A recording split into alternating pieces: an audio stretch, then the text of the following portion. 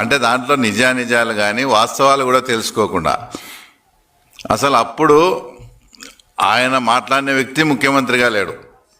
ఎవరైతే నేను ఒత్తిడి తెచ్చిన ఆయన మా చంద్రబాబు నాయుడు గారు ముఖ్యమంత్రిగా లేరు. ఇదంతా 2000 ఆ తర్వాత దాని మధ్యలో జరిగింది.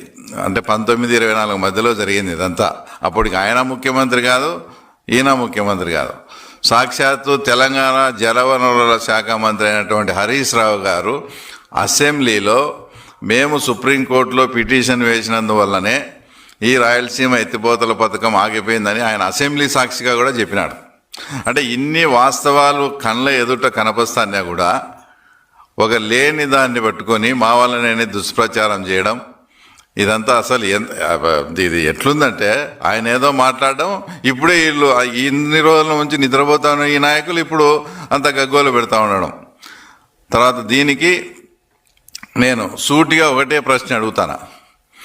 ఏదైతే మీరు మమ్మల్ని ఒత్తిడి చేసినారు, మమ్మల్ని ఇన్ఫ్లుయెన్స్ చేసినారని చెప్పుకుంటారు మీరు, దాన్ని చూసి ఇక్కడ గగ్గోలు పెట్టే వీళ్లకు ఇప్పుడు దానికన్నా కూడా ఇప్పుడు ఏదైతే మేము డిజైన్ చేసే పోలవరం మల్లన్న సాగర్ 55,000 కోట్లతో డిపిఆర్ కూడా వచ్చి రెడీ చేసి దానికి కూడా టెండర్లు పిలవడం జరిగింది. ఇదే దాని మీద ఇప్పుడుండే ఆ ముఖ్యమంత్రి గారి ప్రభుత్వమే తర్వాత సుప్రీంకోర్టుకి వెళ్ళింది. ఇది అన్యాయము, మాకు చాలా అన్యాయం జరుగుతుందని. మేము రాష్ట్రానికి దిగువ ప్రాంతంలో ఉన్నాం, అవి ఖచ్చితంగా మిగులు జలాలను వాడుకుండే రైటు హక్కు ఉంటుంది కాబట్టి అది మనము న్యాయస్థానంలో కొట్లాడతాం, ఫైట్ చేస్తాం.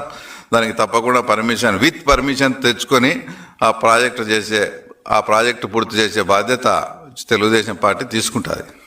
ఇక్కడ మీరు చిన్న లాజిక్ మీరు గమనించాల్సింది ఏంటంటే, నిజంగా పక్క రాష్ట్ర ముఖ్యమంత్రి గారికి మా ముఖ్యమంత్రి మీద ఒత్తిడి తెచ్చి ఇన్ఫ్లుయెన్స్ చేసి నిర్ణయాన్ని మార్చగల కెపాసిటీ కన్నా నీకు నిజంగా ఉంటే నువ్వు సుప్రీంకోర్టుకి ఎందుకు వెళ్ళావు? ఇప్పుడు అదే ఒత్తిడి అదే ఇన్ఫ్లుయెన్స్ ఇప్పుడు చేసి పోలవరం మల్లన్న సాగర్ ఆపచ్చు కదా నువ్వు. తర్వాత మీరు ఎందుకు న్యాయస్థానానికి పోయినావు? అదే పని ఇప్పుడు చేయొచ్చు కదా.